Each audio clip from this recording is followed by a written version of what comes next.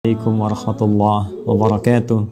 Mohon izin mulai dengan muqaddimah tentang mengapa kita diciptakan. Kemudian yang kedua, apa korelasi antara penciptaan dan tugas kita sebagai manusia dengan Al-Quran. Kemudian yang ketiga, bagaimana kita bisa menampilkan pedoman hidup dalam Al-Quran terkait dengan misi kehidupan kita di muka bumi ini. Tiga ini yang mudah-mudahan bisa saya sampaikan dengan durasi waktu yang telah ditetapkan oleh panitia. Tadi ada sekitar 20 menit ya. Mudah-mudahan sampai 20 menit ini. Dan kalaupun boleh bisa disesuaikan dengan kultum, barangkali Ustaz Syamsi Ali ya, kuliah terserah antum gitu. Jadi waktunya bisa kita maksimalkan insya Allah. Baik, bismillahirrahmanirrahim.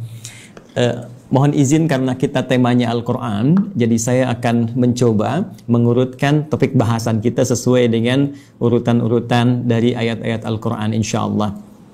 Kita mulai pertama terkait dengan kenapa kita diciptakan oleh Allah Subhanahu wa Ta'ala, apa tujuan utamanya, sehingga nanti kita bisa temukan hikmahnya dan korelasinya dengan Al-Quran. Seperti diketahui bahwa seluruh makhluk yang diciptakan oleh Allah Subhanahu wa Ta'ala, baik bernyawa ataupun tidak bernyawa, maka tujuan utamanya, puncak dari misi kehidupannya adalah untuk beribadah kepada Allah Subhanahu wa Ta'ala. Ini poin utamanya. Saat Allah menciptakan malaikat, ya, malaikat tidak diciptakan kecuali hanya untuk beribadah, walaupun tugasnya bisa beragam. Ada yang bertasbih saja, bertahmid saja, bertakdis saja, Al-Baqarah ayat ke-30. Ada yang kemudian tugasnya memikul arsy saja, ada yang menurunkan wahyu, ada yang kemudian menurunkan rezeki dengan izin Allah. Tapi seluruh puncak dari tujuan penciptaan itu adalah dalam rangka taat kepada Allah Subhanahu wa Ta'ala tanpa maksiat sedikit pun. Quran surah ke-66 ayat yang ke-6. La ya'sunallaha ma amarahum wa yaf'aluna ma yu'marun. Jadi kalau kita ambil misalnya makhluk dalam konteks tertinggi, sempurna diciptakan dalam arti tidak ada potensi untuk berbuat maksiat dan selalu ada dalam jalur ketaatan, yaitu malaikat. Malaikat pun tidak diciptakan oleh Allah kecuali tujuan utamanya untuk ibadah. Ya, pun demikian kita kembali kepada manusia ataupun juga dengan jin. Kalau kita ingin satukan keduanya, ya, jin tentunya diciptakan sebelum manusia, jadi saya dahulukan ya, setelah malaikat kemudian jin, saya dahulukan sebelum manusia. Quran surah ke-15 Al-Hijr ayat ke-27. Wal janna khalaqnahu min qablu min naris samum. Ya, sedangkan jin itu kata Allah kami ciptakan sebelum manusia dari materi yang berbeda, dari api yang menyala-nyala. Baik, pun demikian dengan manusia setelahnya.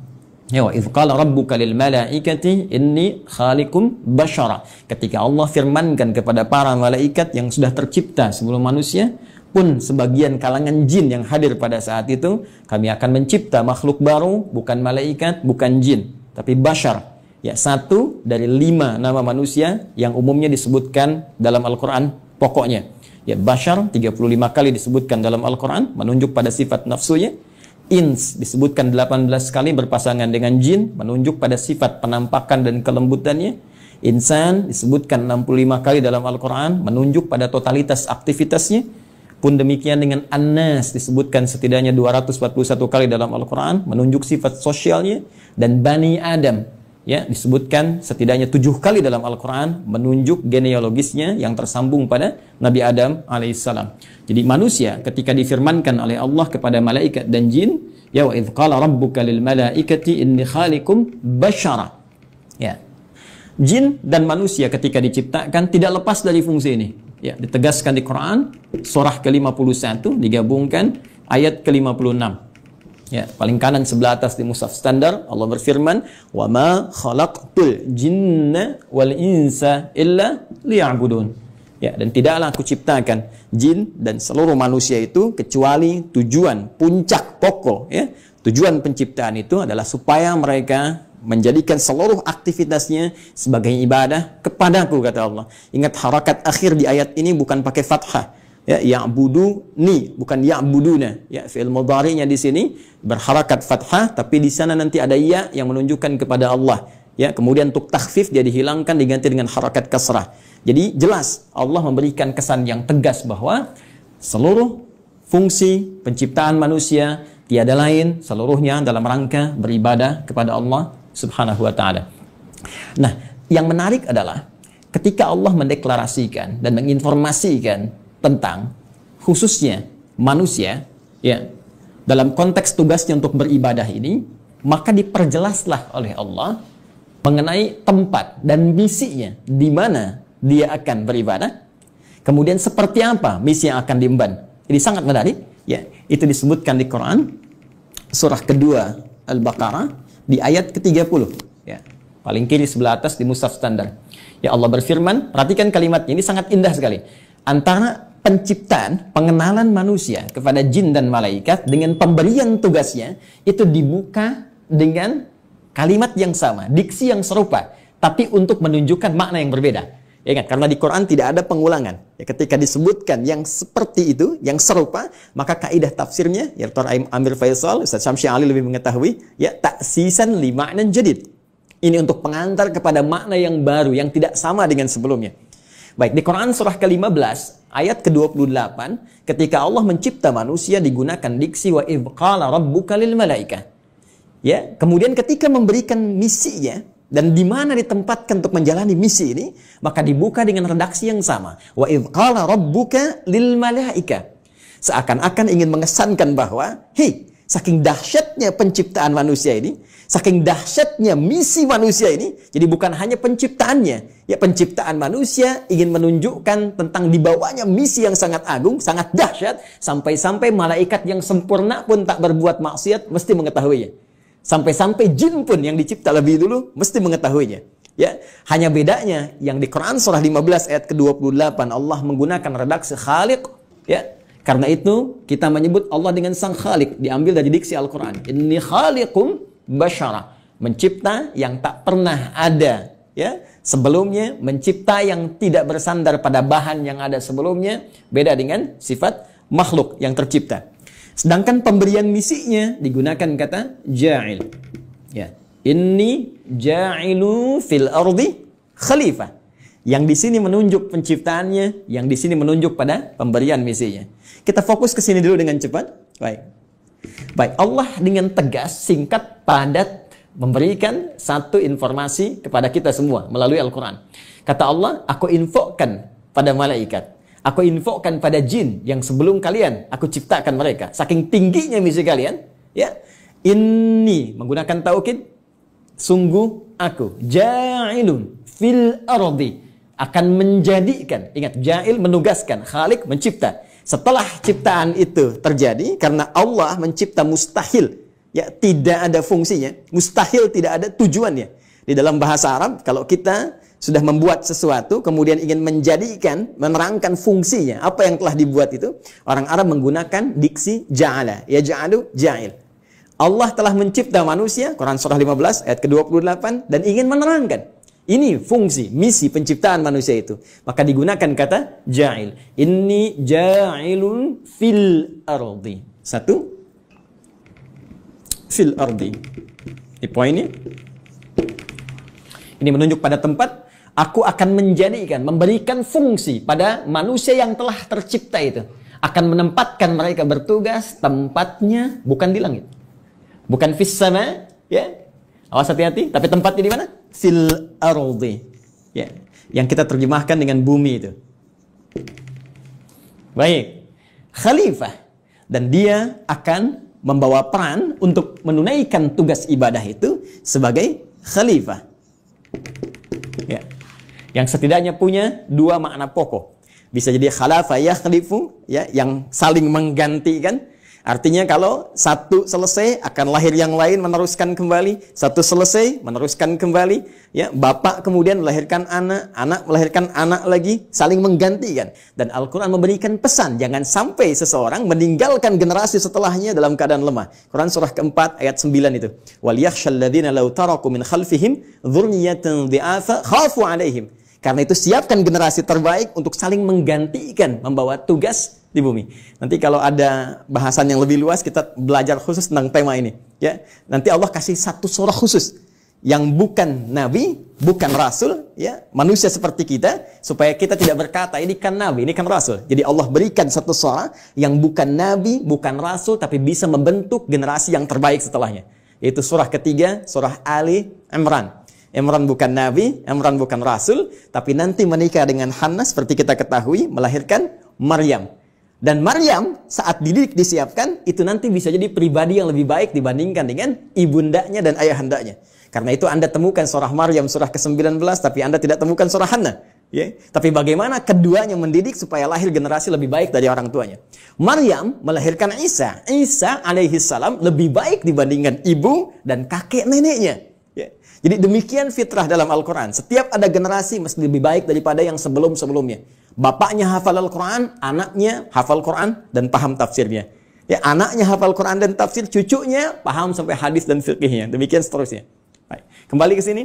Pun demikian khalifah, ya, selain punya arti menggantikan juga bisa berarti pemakmur.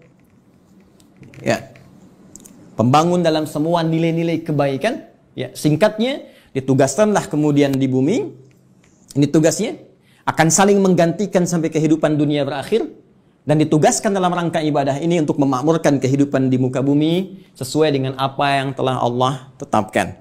Secara singkat diberikan pelatihan kemudian di satu tempat, ya, yang disebut dengan Al-Jannah itu di Quran surah ke-2 Al-Baqarah ayat ke-35. Sebelum turun ke bumi, sebelum membawa misi ini, maka ditugaskanlah sementara waktu diberikan pelatihan, ya, di Quran surah ke-2 Al-Baqarah ayat 35.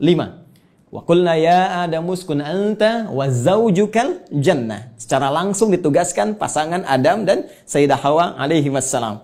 Silahkan keduanya dimasukkan oleh Allah Subhanahu wa taala untuk diberikan pelatihan sebelum diturunkan untuk bertugas ke bumi. Silahkan masuki al-jannah ini, sering terjemahkan dengan surga. Oke? Tapi mohon dicatat, surga ini bukan surga yang kelak kita akan masuki. Ya, karena yang kelak kita akan masuki itu jelas keterangannya, mala ainan ra'at wala udhunun sami'at wala khatara ala qalbi bashar. Enggak pernah terlihat, enggak pernah terdengar, ya dari kisah-kisah kita manusia, enggak pernah terfikirkan seperti yang kita lamunkan.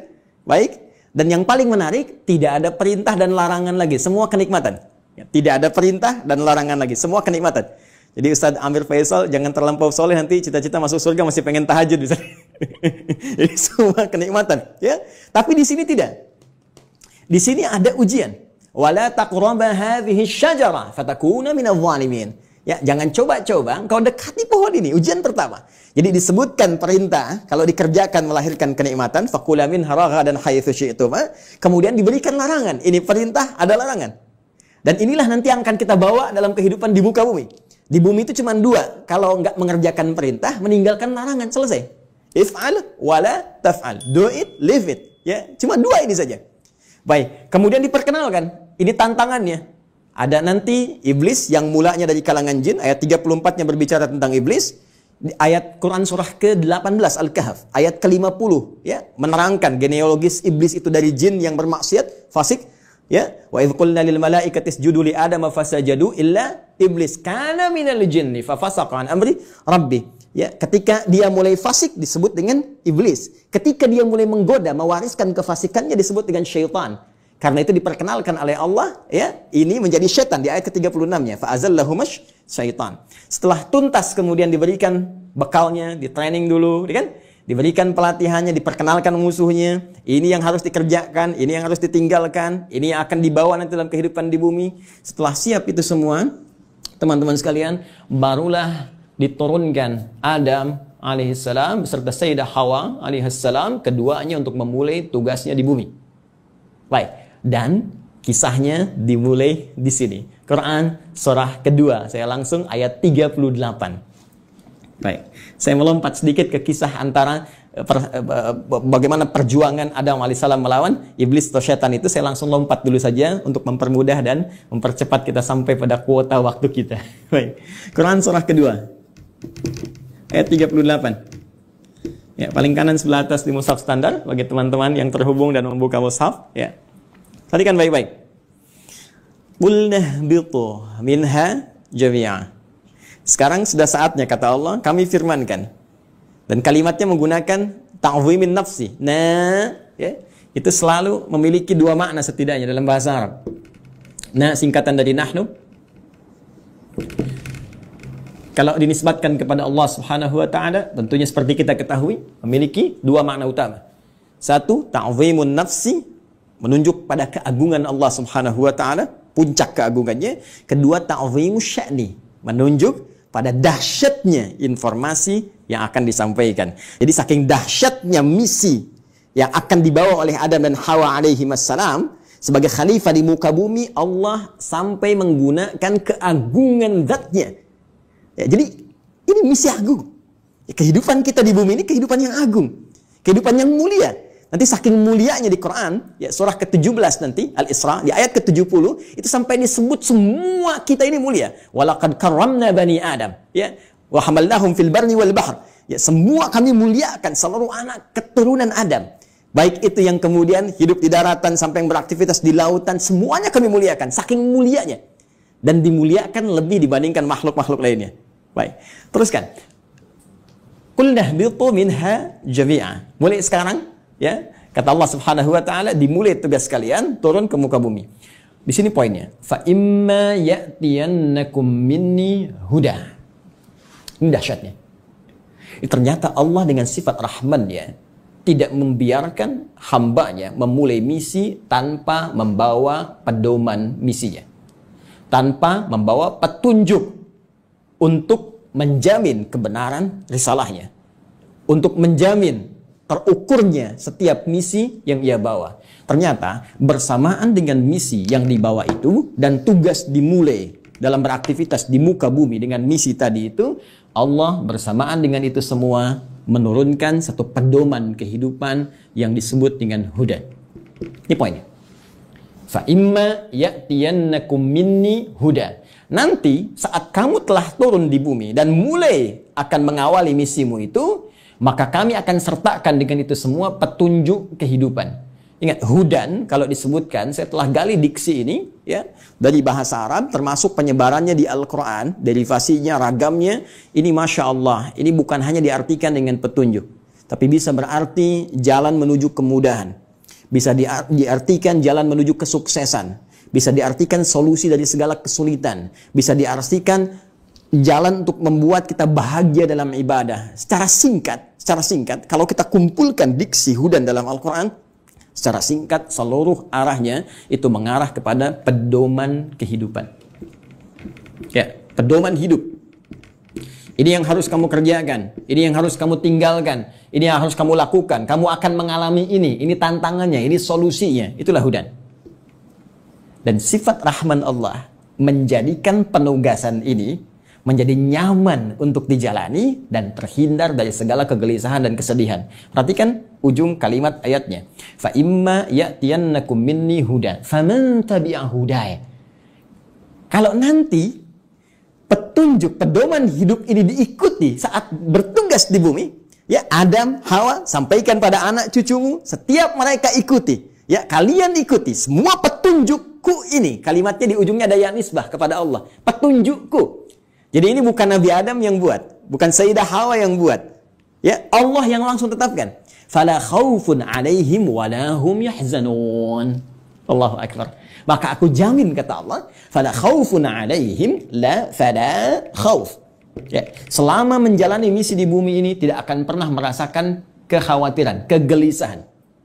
La khauf, tidak gelisah. Gelisah itu lawannya tenang. Ya, berarti kalau tidak gelisah, tenang. Ya, wala khaufun 'alaihim wala hum yahzanun. Yahzanun, sedih. Lawannya senang. Allahu akbar. Ya, lawan dari sedih, senang. Ini sangat menarik. Jadi ketika Allah menugaskan Adam alaihissalam, ya, kemudian beserta pasangannya Sayyidah Hawa alaihissalam untuk kemudian berkembang di muka bumi melahirkan anak keturunan disebut dengan Bani Adam nanti, ya kan?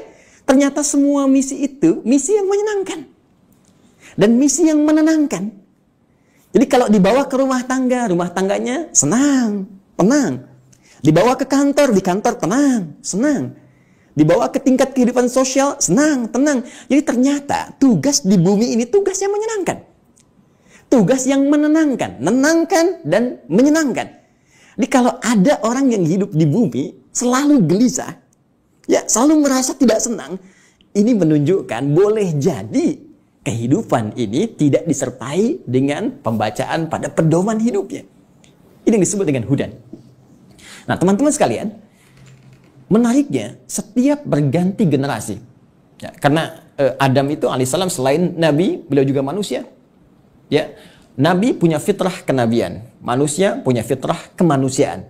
Baik, karena setiap nabi itu manusia, maka manusia punya fitrah kemanusiaan. Di antara fitrahnya pasti mengalami kematian, wafat. Setiap yang berjiwa pasti wafat. Quran surah ke-3, Ali Imran ayat 185. Kullu nafsin dha'iqatul maut. Semua, bukan satu dua orang, seluruh umat bahkan ada kuotanya, ada batasnya. Ya, batas kematian disebut dengan ajal. Quran surah ke-7, Al-A'raf ayat 34. Walikulli ummatin ajal. Fa idza jaa ajaluhum la yastakhiruna sa'atan wa la yastaqdimun. Bahkan semua punya batas hidupnya. Ya, harus diisi. Ya, bagaimana Allah memberikan bimbingan, dia isi itu sampai menemukan ujung batas hidupnya, dan jika sudah tiba tak akan mampu dia mundurkan, tak akan mungkin bisa dimajukan. Ya, jadi mohon izin lompat sedikit ya, nggak usah memaksakan diri. Ada kita lihat ada yang orang bunuh diri, mencoba-coba, nggak usah coba-coba. Kalau sudah tiba waktunya meninggal juga. Kalau belum tiba nggak akan wafat. Ya, nah ini poinnya. Karena Adam itu manusia, karena itu punya fitrah kemanusiaan, maka Adam pun wafat. Ya, setelah itu mewariskan anak keturunan. Quran surah ke-4, ya, ayat yang pertama, ya ayuhan nasu taqu rabbakumul ladzi khalaqakum min nafsin wahidah wa khalaqa minha zawjaha wa batha minhuma rijalan katsiran wa nisaa. Melahirkan keturunan, ada laki-laki, ada perempuan, sampai kemudian mereka berkomunal, ya, berkelompok-kelompok, bersuku-suku, kemudian bahkan menyebar lebih luas lagi, saling mengenal dan saling berinteraksi. Quran surah ke-49, Al-Hujurat ayat ke-13. Ya ayuhan nas, wahai seluruh manusia, inna khalaqnakum min dzakarin wa untha. Kami ciptakan kalian, ada laki-laki, ada perempuan. Ternyata manusia cuma dua jenis, ya, laki-laki dan perempuan. Awas, hati-hati, ya. Wa ja'alnakum syu'uban wa qabaila. Kemudian setelah itu kami jadikan kalian, ya, syu'uba, berkelompok-kelompok, membentuk satu komunitas dari keluarga ke masyarakat, RT, RW, sampai negara, sampai benua dan sebagainya. Wa qabail, ada suku-sukunya, tujuannya lita'arafu, untuk saling membangun sinergi, membangun link, saling mengenal, dan dengan itu membawa misi kekhalifahan yang tadi disebutkan. Ya, inna akramakum indallahi atqakum. Yang paling mulia di antara kalian yang meningkat nilai kebaikan yaitu takwanya. Poinnya, ada wafat, manusia menjadi berkembang, dan setiap perkembangan ini pasti akan terpengaruhi oleh lingkungan di mana mereka beraktivitas. Kullu mauludin yuladu 'alal fitrah, ya, fa abawahu yahwidanihi aw yunassirani aw yumajjisanihi. Semua yang terlahir itu baik, cuma lingkungan nanti yang membentuk dia bisa merubah, bahkan menjauh dari Allah Subhanahu wa taala. Dalam konteks ini, saya ingin cepat, saking sayangnya Allah kepada kita semua, Allah tidak menginginkan seluruh manusia yang hidup di bumi mengalami kebuntuan dalam membawa misinya dan bahkan mengalami kegagalan. Yang Allah inginkan semua konsep tadi senang dan tenang. Maka di setiap pergantian generasi itu, maka Allah utuslah kemudian seorang rasul, ya, utusan, seorang nabi yang membawa kembali pedoman-pedoman yang dahsyatnya sesuai dengan era dan masa yang dialami. Nabi Adam selesai, muncul Nabi Nuh. Nabi Nuh kemudian membawa risalah. Nuh selesai, muncul nabi lainnya. Terus sampai ke Nabi Muhammad sallallahu alaihi wasallam. Menariknya, teman-teman sekalian, seluruh nabi dan rasul yang diutus oleh Allah Subhanahu wa taala, yang membawa pedoman hidup bagi masyarakatnya, bagi umatnya yang diarahkan sesuai dengan masanya itu, semua petunjuknya, pedomannya diberi nama dengan nama utama yang serupa, yaitu hudan. Silakan Anda cek. Kita ambil yang paling dekat lah ke masa Nabi Muhammad SAW. Nabi Isa, Nabi Musa alaihi wassalam. Nabi Musa misalnya, ini yang paling populer, yang banyak disebutkan dalam Al-Quran. Ya, saya sebutkan dekat itu bukan dekat dalam konteks masa waktu, tapi dekat dalam konteks sering banyak disebutkan sehingga sering didekatkan. Ya, tiga nabi ini, yaitu Nabi Musa, Nabi Isa, dan Nabi Muhammad SAW, yang mewakili banyak kisah dalam Al-Quran. Nabi Musa, kitabnya Taurat. Ya, Taurat ketika disifati oleh Allah Subhanahu wa taala menjelaskan fungsinya, maka tidak jauh dengan diksi ini, hudan. Buka Quran, buka Al-Quran surah ke-17. Al-Isra, ayat yang kedua. Wa ataina Musal kitaba. Dan telah kami berikan kepada Musa kitab. Itu Taurat. Ya kan? Apa fungsinya? Wa ja'alnahu hudan li bani Israil. Dan kami jadikan Taurat itu isinya adalah pedoman kehidupan bagi Bani Israel. Karena Nabi Musa diutus hanya satu kalangan saja, komunitas tertentu saja. Di kalangan Bani Israel, maka pedomannya dikhususkan untuk itu. Jadi nanti yang menariknya dalam satu era, itu bisa ada misalnya 2 rasul diutus. Ya, karena distriknya beda. Ya. Seperti kisah Nabi Ibrahim dengan Nabi Lut misalnya ya. Nabi Ibrahim dengan Nabi Lut kan di Quran surah ke-51 itu ya, ketika kita masuk ke ayat ke-30 dan seterusnya itu Nabi Ibrahim dikunjungi para malaikat. Di ayat 24-nya hal ataka haditsu dhaifi Ibrahim al-mukramin. Pernahkah engkau dengar kisah ketika Nabi Ibrahim dikunjungi para malaikat? Tujuannya sebetulnya bukan ke Nabi Ibrahim, tapi akan datang ke Nabi Lut ya alaihi salam untuk mengabulkan tuh permohonan dalam tanda petik umat yang menantang azab. Jadi ketika akan datang ke situ mengadab, mampir dulu ke tempat Nabi Ibrahim dengan hikmah tertentu. Jadi di satu masa bisa ada 2 nabi dan rasul yang bertugas di wilayah yang berbeda. Nabi Musa alaihi salam itu tugasnya untuk Bani Israel. Diberikan panduan, disebut dengan Taurat dan disifati dengan hudan. Pedoman kehidupan. Betapa inginnya Allah umat di zaman itu senang dalam menghadapi misi, menunaikan ibadahnya dan tenang dalam menjalankan itu semua. Berganti secara cepat Nabi Isa alaihi salam meneruskan risalah Nabi Musa setelah melewati fase-fase tertentu. Jaraknya sekitar 600 tahun ke Nabi Muhammad sallallahu alaihi wasallam. Nabi Muhammad ke Nabi Musa sekitar 2000 tahun. Nabi Isa alaihi salam ketika meneruskan risalah Nabi Musa alaihi salam berarti tugasnya sama ya kepada Bani Israel. Jadi bukan kepada seluruh kalangan manusia, hanya untuk Bani Israel saja, terbatas. Wilayah sebagian di Palestina saja ya. Jadi kalau sampai ke Indonesia agak kejauhan ya, cuma di sana saja. Bani Israel diberikan kitab Injil, karena itu Taurat dan Injil sering disatukan ya. Quran surah ketiga misalnya, penyebutan pertama untuk Taurat dan Injil ya, di ayat yang ketiga, nazzala 'alaikal kitaba bil haqqi musaddiqan lima baina yadayhi wa anzalat Taurata wal Injil. Ketika Injil diberikan kepada Nabi Isa alaihissalam sebagai kitab pedoman kehidupan, itu pun disifati sama kalimatnya dengan hudan. Buka Quran surah kelima Al-Maidah ya, di ayat ke-46 ya, silakan lihat di pertengahannya. Wa atainahul injil fihi hudaw wa nur ya, lihat kalimatnya. Wa atainahul injil, dan kami berikan kepada Isa alaihissalam Injil fihi, di dalamnya hudan. Ini ada pedoman kehidupan. Di setiap era berganti, setiap masa berpindah, Allah selalu memberikan pedoman yang selalu aktual, faktual, dan dibutuhkan di masanya sesuai dengan kebutuhan makhluknya pada saat itu. Karena eranya berganti, kebutuhan bisa berubah, nuansa tidak sama, maka diberikan pedoman yang sesuai dengan masanya. Yang paling dahsyat, Nabi Muhammad sallallahu alaihi wasallam, rasul terakhir. Perhatikan kalimatnya, Nabi Musa li Bani Israel. Ya, Nabi Isa li Bani Israel. Nabi Ibrahim kalangan tertentu saja, ya, komunitas tertentu. Kemudian Nabi Lut juga demikian. Sebelumnya Nabi Nuh ya membawa risalah. Rasul pertama Nabi Nuh alaihissalam, komunitas yang terbatas. Nabi Muhammad sallallahu alaihi wasallam, karena beliau ditugaskan sebagai rasul pamungkas, penutup. Kalau penutup berarti risalahnya harus sampai berakhir kehidupan dunia. Namanya penutup. Karena tidak ada rasul setelah beliau, tidak ada nabi lagi. Karena itu risalahnya harus bertahan abadi sampai kehidupan berakhir. Maka diturunkanlah oleh Allah yang paling spesial. Karena spesialnya ini menyifati segala hal yang tadi disebutkan. Harus sampai bertahan sampai kehidupan berakhir. Harus beda dengan yang sebelum-sebelumnya. Harus punya mukjizat yang lebih dahsyat. Karena itu yang terakhir ini, karena sifatnya harus bertahan sampai akhir zaman, dia harus lebih daripada yang sebelumnya. Harus bertahan. Tidak boleh ada celahnya. Ya. Tidak boleh ada perubahan-perubahan ya, yang harus terjaga dari lafadznya, katanya, dan sebagainya. Semua harus unggul. Maka dipilihlah oleh Allah Subhanahu wa Ta'ala, ditetapkan oleh Allah Subhanahu wa Ta'ala, karena ini yang paling dahsyat, yang paling baik. Semua yang terkait dengannya selalu baik. Silakan cek.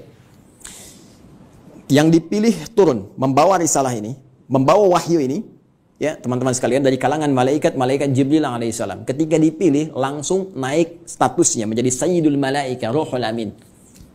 Nabi Musa punya teman. Setiap rasul di bumi punya teman rasul dari langit. Nabi Musa punya teman malakul maut. Ya. Baik, Nabi Muhammad SAW punya teman malaikat Jibril. Malaikat Jibril ketika ditugaskan menyampaikan risalah yang akan dibawa kepada Nabi Muhammad SAW, maka langsung naik status jadi Sayyidul Malaikah. Diturunkannya, teman-teman sekalian, di hari Jumat.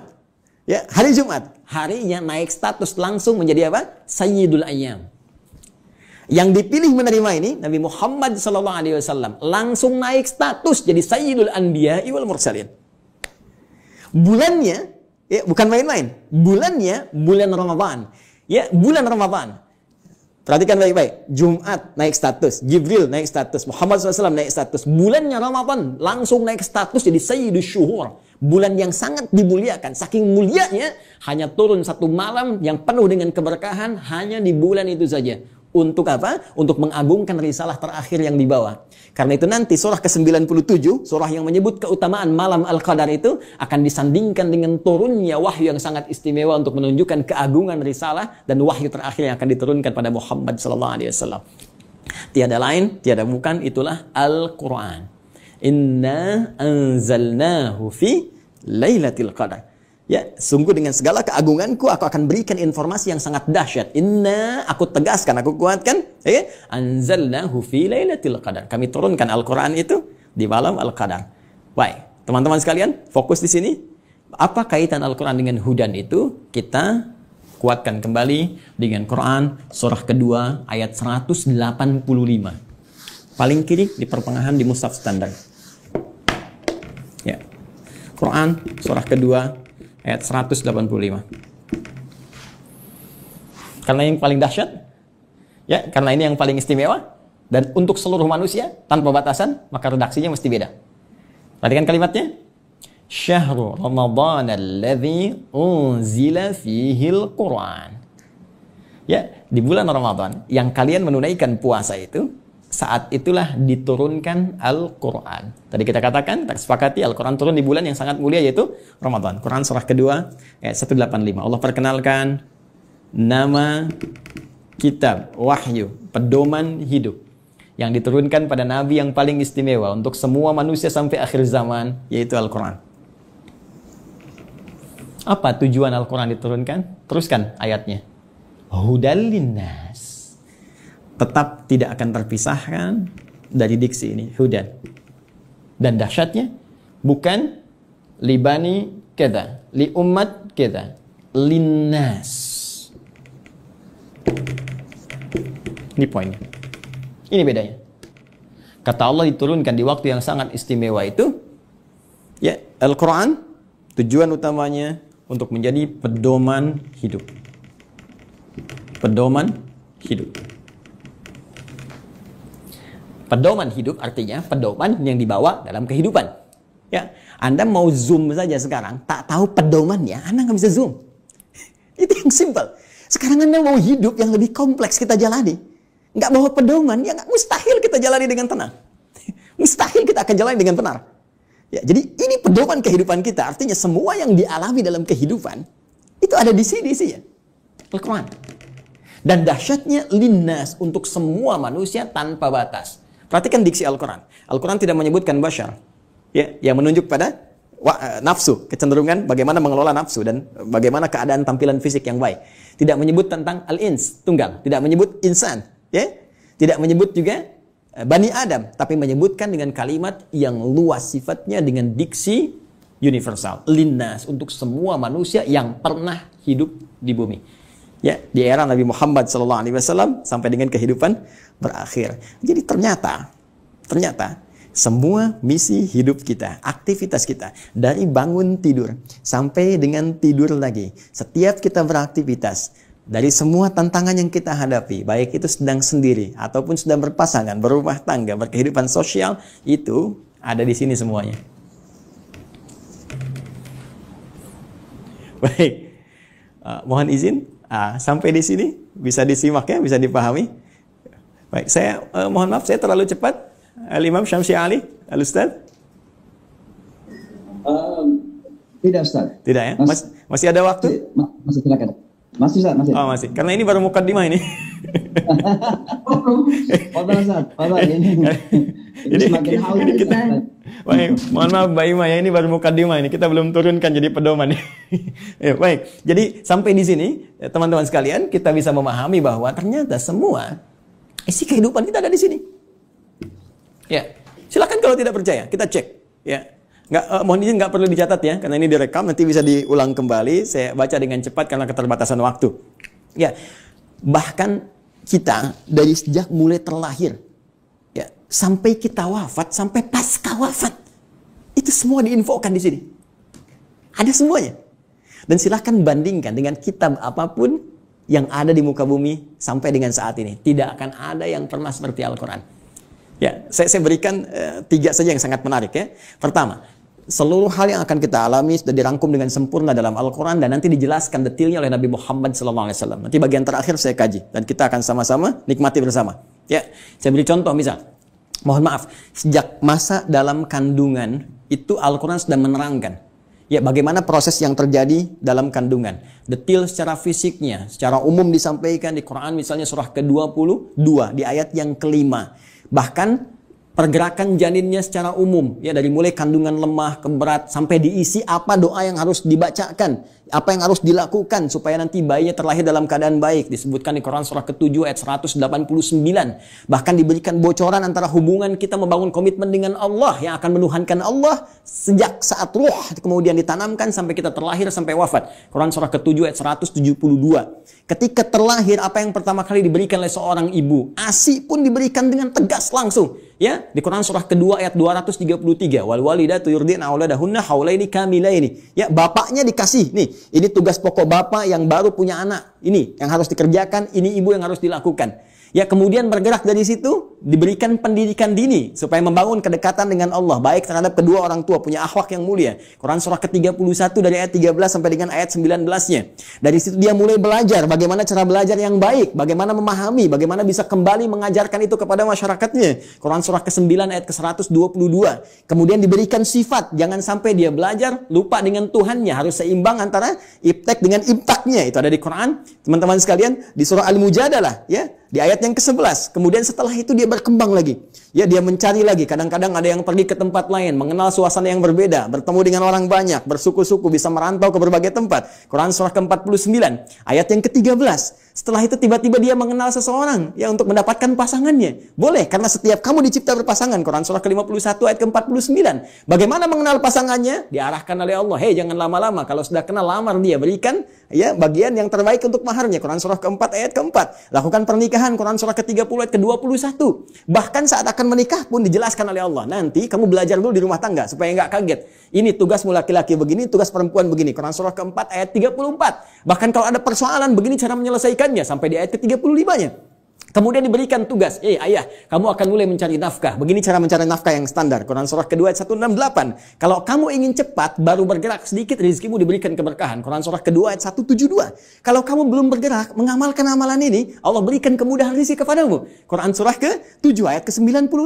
Tapi jangan khawatir, ketika engkau bisa mensyukuri semua nikmat itu akan tambah nikmatnya. Quran surah ke-14 ayat ke-7. Tapi kamu jangan lupa, kamu bekerja mungkin akan mengalami tantangan. Ada yang tidak suka, ada yang akan menyingkirkan, menyungkurkan, ada tantangannya. Ya, pelajari dengan sempurna. Ini loh secara umumnya dari mulai ringan sampai berat. Quran surah kedua ayat 214. Ya, kemudian rinciannya Quran surah kedua ayat 155 sampai 157. Cara menyelesaikannya Quran surah ketiga ayat 142. Kalau kamu bekerja, kamu lelah, tiba-tiba kemudian kamu sakit, merasa nggak enak, nyaman, ada zikir Nabi Ibrahim, Quran surah ke-26, ayat ke-80. Kalau penyakitnya berat, kata dokter mustahil sembuh, nggak ada yang mustahil. Amalkan zikir Nabi Ayub, saya sembuhkan seperti saya sembuhkan Ayub. Quran surah ke-21, ayat 83 sampai 84. Tugas seorang istri, ya, bisa merawat anaknya. Kadang-kadang tidak mudah itu semua. Ada yang berkata, bagaimana mendidik dengan baik? Quran surah ke-17, ayat 23 sampai dengan ke-27-nya. Sampai mereka dewasa, sampai usia 40 tahun, masih diberikan amalan untuk bakti pada kedua orang tuanya. Quran surah ke-46 di ayat yang ke-15. Sampai kemudian hidup lebih jauh lagi. Sampai tiba-tiba ada dalam keadaan pikunnya. Ya, Quran surah ke-22 ayat yang kelima itu di bagian bawahnya. Sampai kemudian setelah itu dijelaskan oleh Allah. Kalau kamu akan nanti wafat, pasti kamu wafat. Siapkan cara wafatmu supaya indah. Kamu hidup untuk tenang. Wafat pun harus tenang. Turun Quran surah ke-89 ayat 27 sampai 30. Ya ayat Tuhan nafsul mutmainnah. Kamu saya berikan hidup di dunia untuk tenang. Wafat pun harus tenang. Ya, Kemudian setelah itu apa yang terjadi? Anda akan mengalami situasi di alam kubur, dijelaskan lagi. Ya, bahkan jelas. Afala ya'lamu idza bu'thira fil kubur. Setelah itu disampaikan situasi di dalamnya. Bisa kamu siapkan sejak di dunia. Ini loh yang paling bagus. Ada layanan dengan semua keberkahan, kenikmatan. Sampai-sampai dia akan menyampaikan kepada orang yang belum wafat. Kalau bisa kerjakan ini, kalau mampu kerjakan supaya kamu cepat nyusul. Di sini enak, lebih enak daripada di situ. Quran surah ketiga, ayat 169 sampai dengan 172. Bahkan setelah itu terjadi apa? Dijelaskan lagi. Teman-teman sekalian, muncul surah Al-Qiyamah surah ke-75. Setelah itu dijelaskan lagi. Ya, mau masuk kemana? Ini yang masuk ke surga, ini turunannya. Surga bersama Rasulullah. Quran surah ke-4 ayat 69. Di taman surga. Quran surah 51 ayat 15 sampai dengan ke-23. Surga yang seluas langit dan bumi. Quran surah ke-3 133 sampai dengan 134. Surga yang kelas biasa tapi nikmat. Quran surah ke-2 ayat ke-25. Supaya kita membawa persiapan untuk mendapatkan itu semua. Kalau gagal pun dijelaskan lagi. Ya, kalau kamu nanti main-main dengan ini semua, hadapi situasi di alam kubur begini, ada ayatnya. Situasi di hari kiamat begini, ada ayatnya. Sampai dengan muaranya pun ada ayatnya. Karena itu, kalau Anda tidak percaya, silahkan cek. Cuma dalam Al-Quran, semua kegiatan kita diatur dengan sempurna. Dan detailnya dijelaskan oleh Rasulullah SAW melalui petunjuk yang bahkan langsung ditegaskan oleh Al-Quran. Buka Quran surah ketiga, ayat 31. Paling kiri sebelah atas di mushaf. Qul in kuntum tuhibbunallaha fattabi'uni. Katakan Muhammad sallallahu alaihi wasallam, jika mereka hamba-hambaku, umatmu mengatakan serius mencintai aku, mencintai Allah, dengan berpegang pada kitab Allah, fattabi'uni, maka ikuti semua petunjuk Rasulullah sallallahu alaihi wasallam. Ya, Nabi diutus, diturunkan untuk menyampaikan risalah Al-Quran secara sempurna. Detailnya seperti apa digambarkan oleh beliau dan dijamin langsung oleh Al-Quran. Surah ke-33. Ayat ke-21. Laqad kana lakum fi Rasulillahi uswatun hasanah. Uswah bisa dibaca dari riwayat Qalun, Warash dengan iswah. Laqad kana lakum fi Rasulillahi iswatun hasanah.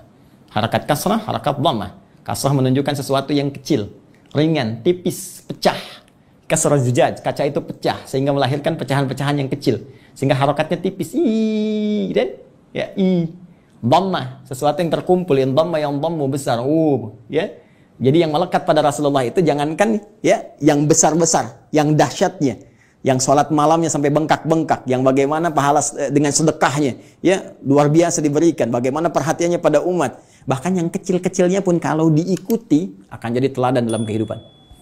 Jadi uswah itu ya keteladanan yang bila diikuti, yang mengikuti menjadi teladan lagi, yang saling terwariskan. Jadi ketika kita mengamalkan isi Al-Quran dengan petunjuk yang disampaikan oleh Rasulullah SAW, maka secara otomatis kata Allah, hidup kita pun selain menjadi tenang, nyaman, akan jadi teladan di masanya. Silahkan cek. Nabi wafat, sahabat jadi teladan. Sahabat wafat, tabi'in jadi teladan. Sampai sekarang kita kenang. Semua yang mendekat kepada Al-Quran, demi Allah saya katakan, jika mendekatnya dengan cara yang benar, pasti akan mendapatkan semua kenikmatan yang dijamin tadi. Sekarang bagian terakhirnya, mohon izin dengan cepat sekali, bagian terakhirnya. Bagaimana kita mengeluarkan petunjuk Al-Quran ini sehingga menjadi pedoman dalam kehidupan. Ternyata sekarang itu begitu mudah. Dulu zaman Rasulullah, sahabat berjuang. Ya, mengatasi banyak persekusi, bahkan ada yang dieksekusi dan sebagainya. Bahkan belum ada media seperti sekarang, ya. Ada yang tinggal ngeklik saja keluar informasinya dan sebagainya. Tadi Ustaz Amir Faisal sudah menyampaikan, ya, perjuangannya sangat berat. Tapi yang paling menarik, ternyata dari perjuangan yang sangat berat dan dahsyat itu yang terwariskan pada generasi setelahnya. Zaman sahabat banyak menghafal, mengajarkan, menyebar, tabi'in menghafal dan seterusnya. Itu membawa manfaat yang besar bagi kehidupan kita. Karena semua detil penjelasan dari Al-Quran ini ternyata sudah dirinci langsung selama kurang lebih 23 tahun melalui seluruh keterangan yang melekat pada Rasulullah SAW. Baik tadi perkataannya, perbuatannya, tindakannya, sifat, sikap, dan segala bahkan diamnya disebut dengan takrir. Ya, semua yang melekat pada Rasulullah disebut dengan hadis. Jika dipraktikkan dalam kehidupan, jadi jalan kehidupan disebut dengan sunnah. Maka di sini kita mengenal istilah Al-Quran, kemudian sunnah untuk tafsiran segala pedoman hidup yang dipraktikkan dalam kehidupan. Maka teman-teman sekalian, kalau kita rinci penjelasan ini dengan menggabungkan dua saja, menurut langsung perintah Allah Subhanahu wa Ta'ala, Al-Quran dan As-Sunnah, Kita akan temukan detil pedoman kehidupan kita di sini keseluruhannya. Kalau tidak percaya, sekarang mari kita cek. Ya, ini sudah kita pahami. Gambaran pedoman kehidupan umumnya. Detilnya ada di sini. Tadi saya katakan, semua pedoman ini yang terkait dengan keterangan Nabi SAW, kemudian diwariskan pada sahabat, sahabat mengajarkan pada tabi'in, di masa-masa setelahnya, selain ada yang menghafal, ada juga yang menuliskannya. Dan tulisan ini sampai kepada kita, dikenal dengan kitab-kitab hadis, ya, atau kitab-kitab sunnah, kutubus sunnah atau kutubul hadis. Banyak orang mempersepsikan bahwa kitab-kitab ini hanya bacaan semata. Kalau kita gali lagi, itu Masya Allah. Ya, sampai hari ini saya begitu mengagumi para ulama hadis itu, ternyata bukan sekedar mengumpulkan segala yang terkait dengan Nabi, tapi mereka sekaligus menyusun itu semua sebagai pedoman kehidupan untuk kita. Dan dibuat bab-bab sesuai dengan apa yang akan kita jalani dalam kehidupan. Ya, saya beri contoh misal, yang paling populer, ya, Sahih Al-Bukhari. Ya, Sahih Al-Bukhari itu kan nama aslinya, masih ingat? Ya, Al-Jami' As-Sahih Al-Musnad Al-Mukhtasar min umuri Rasulillah sallallahu alaihi wasallam wa sunanihi wa ayyamihi. Ya, coba ulangi. Al-Jami' As-Sahih. Ya, kitab hadis kan umumnya ada 4 kan? Ya, ada Jami', ada Sunan, ada Musnad, ada Mu'jam kan? Ya, dan setiap penamaan ini ada makna. Al-Jami' itu kumpulan yang komprehensif. Umum, sifatnya masih luas, ya, mencakup segala aneka kegiatan. Baik. Kalau sudah sunan, itu kitab fikih, ya, hadis yang disusun dengan urutan fikih. Jadi kitab hadis disusun dengan urutan fikih. Sunan Abu Daud, fikih, bab taharah, seterusnya sampai dengan selesai. Taharah, salat, puasa, dan seterusnya. Ya. Musnad disusun berdasar periwayatnya. Anda ingin belajar berapa hadis dari Sayyidah Aisyah, pengen seperti Sayyidah Aisyah, keluarkan dari Musnad Sayyidah Aisyah. Ya, tadi ingin belajar anaknya pintar, keluarkan misalnya Musnadnya Ibnu Abbas radhiyallahu taala anhuma. Mu'jam berdasar urutannya, Mu'jam At-Tabrani misalnya, ya. Baik, tapi ketika kita baca Al-Jami' secara umum, ya, tuntunan kehidupan dari mulai bangun tidur sampai dengan tidur kembali. Al-Jami', kata Imam Al-Bukhari, Al-Jami', saya susun kitab ini dengan materi yang cukup luas, tuntunan kehidupan yang bersumber dari Nabi. As-Sahih, isinya sahih semua, saya pastikan saya cari. Ya, Al-Musnad tersusun sanadnya sampai ke Rasul. Si A, si B, si C disebutkan sampai ke Nabi. Al-Mukhtasar, isinya nggak bertele-tele, langsung kepada esensinya. Ini keterangan dari nabinya. Kalau butuh penjelasan, saya jelaskan sedikit. Min umuri Rasulullah sallallahu alaihi wasallam. Saya tuliskan di sini terkait dengan seluruh kegiatan Rasulullah yang bisa saya dapatkan dan saya tuliskan. Karena nanti yang tak mampu Imam Al-Bukhari sampaikan, nanti Imam Muslim datang melengkapi. Ya, sehingga disebut Sahihain. Muslim meninggal 2, ada yang tidak dapat sampai ke situ, nanti ada Al-Hakim An-Naisaburi. Ya, datang kemudian dengan syarat Al-Bukhari dan Muslim menyebutnya Al-Mustadrak. Secara singkat, wa sunanihi wa ayyamihi, dan sunnah-sunnahnya dan kegiatan hariannya selama 24 jam. Teman-teman, pernahkah membuka Sahih Al-Bukhari dan kita lihat ternyata di situ ada 97 pembahasan. 97 kitab. Kalau bahasa kita sekarang bab, dinamakan kitab. Di bawah kitab ada bab lagi. Dari 97 bagian ini, itu ternyata ini petunjuk kehidupan kita. Penjelas dari apa yang Allah sampaikan melalui Rasulullah SAW. Ya, setelah kita Badul Wahyi menetapkan risalah Nabi Muhammad SAW, bagaimana ciri-ciri seorang Nabi, seorang Rasul, supaya nanti tidak ada yang ngeklaim di kemudian hari ada Nabi baru, Rasul baru. Ya, dijelaskan. Orang kalau baca Sahih Al-Bukhari, kitab pertama selesai. Sudah, nggak akan ada lagi ketika ada info ini ada Nabi baru, sudah lewat tuh. La Nabi ya ba'di. Ya, ini kan yang aneh begini. Kalau ada ngaku Nabi itu nggak aneh. Karena Nabi sudah mewanti-wanti, la Nabi ya ba'di. Nanti kelak akan ada ngaku Nabi. Ya, kalau ada begitu lah langsung tolak aja, nggak ada Nabi setelah Rasulullah. Ya, ya. Jadi kalau ada yang ngaku itu nggak usah aneh. Yang aneh itu setiap ada yang ngaku ada pengikutnya. Itu masalahnya. Ya. Jadi kalau kita belajar bab pertama selesai menetapkan risalah Nabi, ya. Dan ini pun dahsyat. Di antara maksudnya untuk memberikan kekuatan argumentasi bahwa semua keterangan ini disampaikan oleh seorang yang mendapatkan risalah langsung dari Allah, yaitu Nabi. Buktinya begini. Dan Kitabul Iman ada 57 hadis. Anda sering bertanya, iman saya sering naik turun, kayak lift. Ya, kalau naik saya semangat ibadah, kalau turun jangankan salat sunnah, salat wajib kadang-kadang juga ada rasa malas. Bagaimana men-charge itu semua supaya semangat lagi? Kitabul Iman.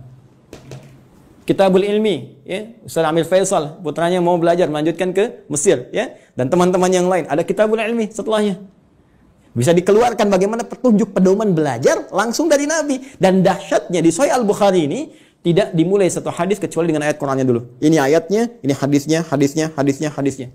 Silahkan cek. Kitabul Bai', teman-teman yang pebisnis. Ya, silahkan. Yang berniaga, yang berbisnis, keluarkan Kitabul Bai'. Kitabul Tijarah. Ya, kitabnya Kitabul Bai', turunannya turunan tentang bisnis. Di pemerintahan, diplomasi, birokrasi, Kitabul Imarah. Ya, ada Kitabul Waba, tentang bab waba, taun. Ada semua. Dan kalau kita jeli lihat lagi, demi Allah saya katakan, hanya di Islam yang semua tuntunan kehidupan dari bangun tidur sampai tidur lagi ada pedomannya. Silahkan cek. Ya, bangun tidur ada doanya. Silahkan cek. Bandingkan dengan keyakinan manapun. Cuma di Islam. Ini kita dalam konteks ilmiah ya, sedang berargumentasi. Jadi kalau nanti di soal kita berargumentasi. Ya, jangan diadukan, tapi kita didiskusikan. Ya, baik. Sekarang lihat, bangun tidur ada doanya. Ya. Dan doa itu jangan salah, doa itu bukan kalimat formalitas yang kita ucapkan untuk menjadikan sesuatu hanya sebagai ibadah semata. Bukan hanya itu. Tapi isi doa itu pedoman bagaimana kita menjalaninya. Bangun tidur apa yang harus dilakukan? Ya, buka misalnya di Abu Daud. Nomor hadis 1367 dari Ibnu Abbas radhiyallahu taala anhuma ketika menginap di rumah Sayyidah Maimunah radhiyallahu taala anha. Beliau menyimak Nabi bagaimana Nabi bangun di malam hari untuk mengikuti salat malamnya. Kata beliau, kana Nabi sallallahu alaihi wasallam idza staiqadha min naumi, adalah kebiasaan Rasulullah SAW apabila bangun dari tidurnya. Fajalasa, beliau duduk sebentar. Pemasaha biyadi min athari naumi, kemudian menghilangkan bekas ngantuk dengan tangan yang beliau duga bersih. Ya, jadi dihilangkan dulu. Jadi bukan langsung baca doa saat ngantuk begini. Bangun jam 3:30 masih ngantuk begini. Ketika sadar lagi jam 6 udah hilangkan lu ngantuknya. Baru setelah itu faqara akhirah khawatim surah Ali Imran, membaca 10 ayat terakhir surah Ali Imran, baru baca doa. Alhamdulillahilladzi ahyana ba'da ma amatana wa ilaihin nusyur. Ditegaskan lagi nanti di Al-Bukhari itu, nomor hadis 181 nanti, ya. Oleh siapa? Mu'adz bin Jabal, ya, dan Jundub bin Junadah. Nanti menyampaikan risalah hadis terkait doa bangun tidur. Bukankah isi doa bangun tidur itu pedoman kehidupan? Silahkan cek lagi. Alhamdulillahilladzi ahyana ba'da ma amatana. Saya bersyukur padamu ya Allah yang telah memberikan kesempatan kembali pada saya untuk menjalani kehidupan. Padahal engkau bisa wafatkan aku dalam tidur tadi. Ya. Wa ilaihin nusyur. Perhatikan, sering diterjemahkan dengan dan kepadanya akan kembali. Hei kawan, nusyur dari kata nasyara, artinya beraktivitas untuk mencari bekal pulang. Ya, Anda menyebar. Yang dari Makassar, dari Sumatera, dari Papua, dari Kalimantan bisa datang ke Jakarta untuk mencari bekal supaya bisa mudik pulang. Ramadan pulang mudik. Itu bahasa Arab yang disebut dengan nasyara yansyaru. Kalau menyebar luas disebut intasyara yantasyiru. Menyebar. Untuk pulang kampung. Kita pun akan pulang. Ya. Teman-teman, mudik itu yang kita lakukan setiap tahun, ya kan? Itu kan bahasa Arab jelas. Ya. Waktunya disebut mi'ad, tempatnya disebut ma'ad. Kita itu pulang kepada Allah. Quran surah 3 ayat 9. Innallaha la yukhliful mi'ad. Pasti kita pulang. Allah nggak mungkin menyalahi janjinya. Tempatnya disebut dengan ma'ad, tempat pulangnya. Ibnul Qayyim al-Jauziyah punya kitab Zadul Ma'ad. Kita pasti pulang. Karena itu saat bangun dari tidur kita berjanji kepada Allah, ya Allah, hari ini saya akan cari bekal lebih baik daripada hari sebelumnya. Supaya kalau saya pulang hari ini, keadaan pulang saya lebih baik, ya Allah. Makanya diajarkan sebelum tidur kita evaluasi diri. Nabi evaluasi hari ini apa yang dikerjakan. Besok merencanakan. Turun Al-Insyirah surah ke-94 itu. Fa'idha faraghta fansab wa ila rabbika faraghab. Ya, disiapkan dari sekarang. Apa yang mau dikerjakan besok? Ayo teman-teman, saya cek ya. Jangan-jangan selama ini kita pun belum siap mengerjakan apa yang kita lakukan besok. Untuk waktu Indonesia. Di Amerika mungkin masih pagi, kan? Saya tanya pada Anda mau baca Quran berapa halaman hari ini? Berapa ayat? Mau sedekah berapa banyak? Mau tahajud jam berapa nanti? Ya, kadang-kadang luput dari kita, malamnya kita koreksi. Makanya Nabi istighfar sebelum tidur. Mengoreksi, Nabi aja yang ahli surga. Tempat terbaik, manusia paling mulia, paling takwa. Yang dilepaskan semua bebannya saat di akhirat. Diberikan surga sampai beliau mengatakan saya puas. Wala sawfa yu'tika rabbika fatarda. Wala sawfa yu'tika rabbuka fatarda. Itu masih istighfar kepada Allah. Saya, Anda, kita siapa? Nabi bukan, Rasul bukan. Gak ada jaminan surga untuk kita. Kenapa kita nggak evaluasi keadaan hidup kita? Dan kita melupakan kematian, bahkan kita akan pulang. Pernahkah kita terbayang bahwa saat malam nanti tertidur, mungkin itu kehidupan kita yang terakhir untuk kita kembali.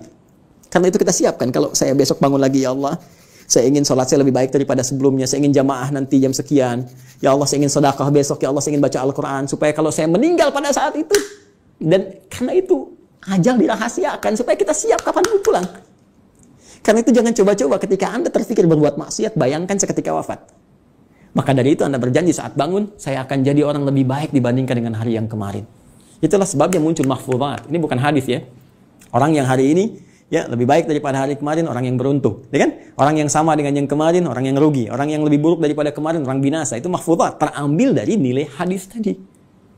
Itu baru bangun tidur. Silahkan cek. Mau makan ada doanya, mau minum ada doanya, berpakaian ada doanya, masuk toilet pun urusan yang sederhana ada doanya. Bahkan langkah kakinya diatur, masuk kiri keluar kanan. Beda dengan masjid, masuk kanan keluar kiri, doanya berbeda. Bangun tidur sampai tidur lagi, pedomannya lengkap semua. Pertanyaan saya, dari sekian banyak kebaikan yang telah Allah tampilkan kepada kita, berapa yang telah kita keluarkan dalam kehidupan? Saya punya dugaan yang kuat, jangan-jangan persoalan kehidupan di muka bumi ini tak mampu kita tuntaskan, bukan karena kita nggak pintar. Mohon maaf, bukan karena kurang gelar. S1, S2, S3, sampai dapat gelar, misalnya pengajaran tertinggi, profesor, dan sebagainya. Bukan karena kurang harta. Tapi mungkin Anda kurang dekat dengan Allah. Kita kurang baca pedomannya. Kurang takwa. Semua kesimpulannya mengerucut kepada takwa. Takwa membangun kedekatan yang paripurna dengan Allah. Karena itu banyak ibadah diarahkan kepada takwa. Puasa la'allakum tattaqun. Salat dibuka dengan takwa. Hudal lil muttaqin alladzina yu'minuna bil ghaib wa yuqimunas shalah. Haji takwa. Wa tazawwadu fa inna khairaz zadi taqwa. Wa may yattaqillaha yaj'al lahu makhraja wa yarzuqhu min haitsu la yahtasib. Itu puncaknya. Siapa yang mampu mendekatkan diri kepada Allah Subhanahu wa taala dengan takwanya, dengan menjalankan semua isi pedoman-pedoman yang Allah turunkan, maka Allah akan lepaskan dari semua kesulitan hidup, bahkan mengirimkan rezeki dari sisi yang tidak dia duga. Inilah pedoman kehidupan kita, inilah Al-Quran, dan inilah jalan yang tidak mungkin kita hindari, karena ini satu-satunya pedoman yang bisa mengantarkan pada kenikmatan di 3 alam.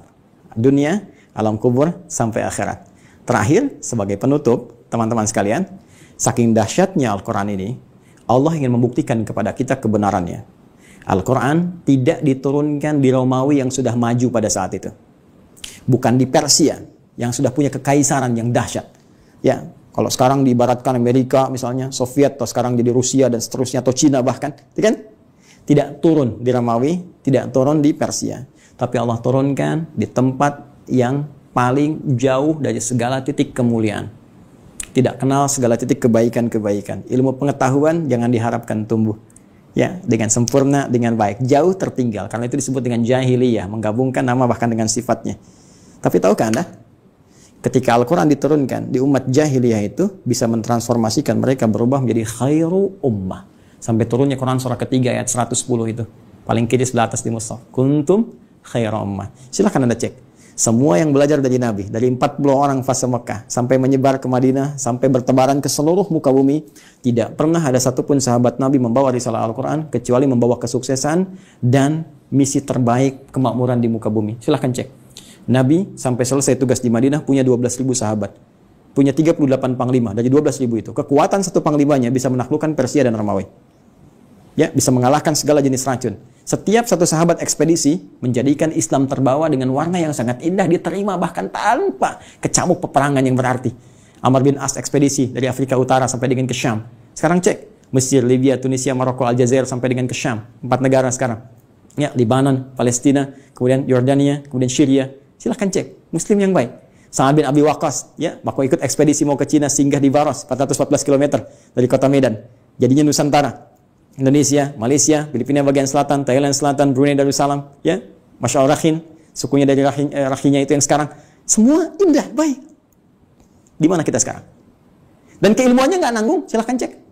Ya, Al-Ghazali, Al-Battani, Al-Kindi, Al-Farabi, ya, silahkan cek. Semuanya sukses. Jadi mau jadi ilmuwan, sukses. Mau jadi diplomat, sukses. Jadi birokrat, sukses. Semua itu tercantum dalam Al-Quran. Dan satu-satunya kitab yang tidak pernah mengalami perubahan. Zaman Abu Jahal dulu dibaca Alif Lam Mim, sekarang pun tetap Alif Lam Mim. Silakan, strukturnya sempurna, segalanya sempurna. Itulah Al-Quran. Tinggal pertanyaannya, tantangan langsung dari Allah, sejauh mana kita bisa meyakini semua ini untuk menerapkan pedoman tadi, mempelajarinya, mengamalkannya dalam kehidupan kita sesuai dengan kebutuhan kita. Membaca, baik.